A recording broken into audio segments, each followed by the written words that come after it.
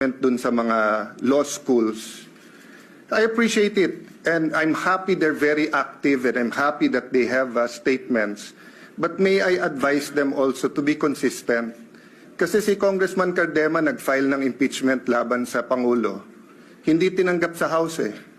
Wala naman ako narinig na mga sinasabi na dapat ang konstitusyon masunod at dapat tinanggap ng House yan.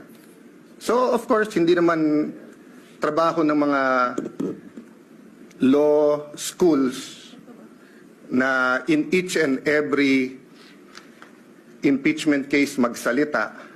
Pero in a highly charged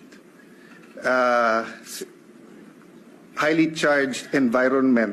Can you imagine, Mr. President, during the campaign, sa mismong media interviews ng top news channels natin, tatanungin yung kandidato, pag kayo nanalo, are you for or against the impeachment case?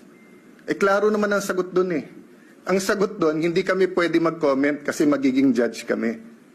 Pero hindi. Sinagot pa rin ng mga kandidato at tinanong pa rin ng media.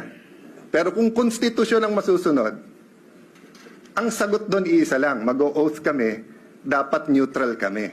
Eh kaya lang eleksyon eh. Kasi masama naman talaga timing ng pagka-file nito eh. Magpa-file ka during the campaign. That's the reality there.